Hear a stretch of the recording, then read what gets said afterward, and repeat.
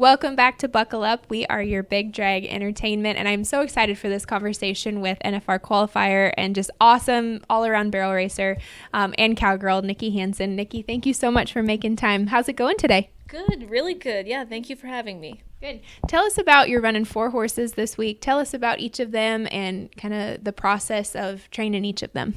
Okay, today in the futurity, I'm going to run my 5-year-old mare, Cowboy Set Me Free. She's a Cowboys Cartel out of a mare by Frenchman's Guy, Set Me Free Guys, that I futuritied for Bill and Deb Myers in 2015, I believe. Yep.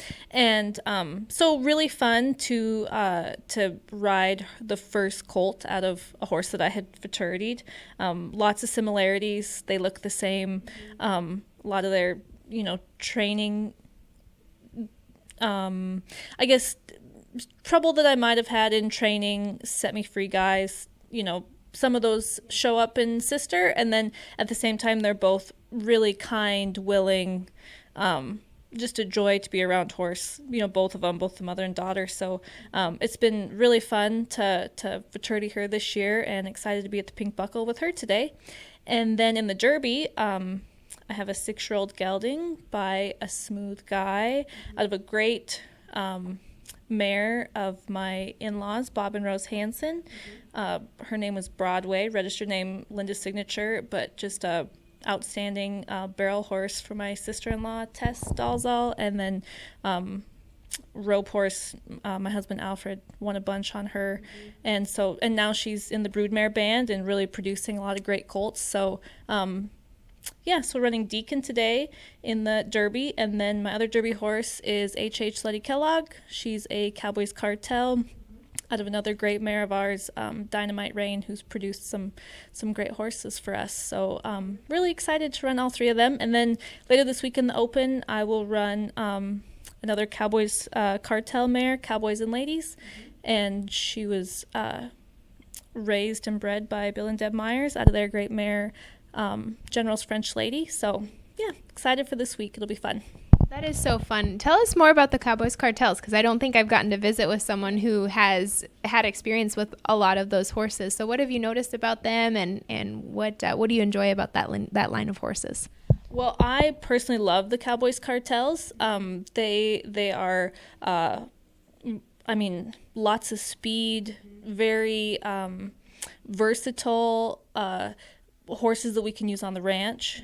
We ranch and run some yearlings and cow-calf pairs, and so but I there can be a little bit of a challenge. They have big motors, but for me, it just works with our life. We do a lot of ranching, and they all get roped on, and I love them. I really I've ridden a lot of them, and out of all different kinds of mares, and have really enjoyed them. So I don't really know how we ended up with so many, but we sure do. We have a lot of Cowboys Cartels, and so yeah, I would say our family, we enjoy them for sure. Mm-hmm. You mentioned your family quite a bit. You are a mom of 2, and then your husband's involved in horses, and it sounds like your in-laws are involved. Tell us about the family dynamics and what it's like to, build this horse program as a family. Yeah, it's very much a family team effort. I grew up in a very supportive family. My parents, Daryl and Jan Steffes, my younger sister Christy, she's not here this year, but was here last year. And we, have always been involved in rodeo, training horses, just, the whole process of it. So grew up with that, and then met my husband Alfred and got married, and his family, they've had studs in the past and always raised horses, trained great horses that have gone on to win at the highest of high levels.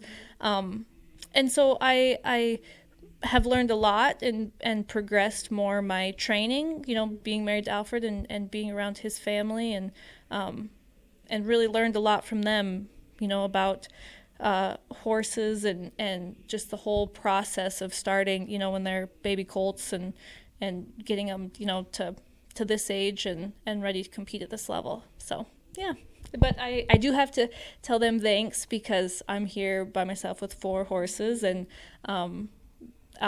we're shipping calves tomorrow, and my little girl Elsie's in preschool, so my mother-in-law Rose is getting her to and from school, and Alfred's kind of holding down the fort, and so definitely a team effort for me to be able to be here, so big thank you to them. That's wonderful. It takes a village, and it's so cool that they support you and you support them, and that everybody really has a passion for this together. So you mentioned, we were talking a little bit off camera before we hit record, and you mentioned that about shifting your focus from more rodeos to events like this, to futurities and more aged events. Talk about that transition and your mindset behind it. Well, I've always been a rodeo girl. Growing up, I've always loved rodeos for sure, and just the whole challenge of it, and as far as like rodeoing professionally, I would say that, you know, the things that most people don't like, I do. I like going to different setups and the challenge of ground changing, and you know, you might run in really deep ground, a huge deep sandy pen like Cheyenne, and then, you know, 2 days later go to someplace like Nampa that's a tiny enclosed. You know, I've always enjoyed the challenge of it. Strategy in entering and how much to go, how little to go, where to go. So I've always loved the rodeo, but with that comes a lot of travel and being gone. And when I was younger, I loved that too. And now being married, having kids, the road doesn't really have the same pull to it as it once did. And at the same time, you know, having this breeding program, some great mares, you know, looking at studs and having all these young horses coming, I really wanted to kind of shift more to the futurities, derbies, and at the same time, it was very challenging for me because I had gone to a few futurities, but not many, and so now to really make this my focus has been, I guess, getting comfortable being uncomfortable, because it's been a transition and a learning process, and it's been very enjoyable, very challenging. I think probably the biggest thing that I've learned is you really have to like trust yourself and your training, because you know, when you go in rodeo, you typically have a horse that you have a pretty good idea what's going to happen or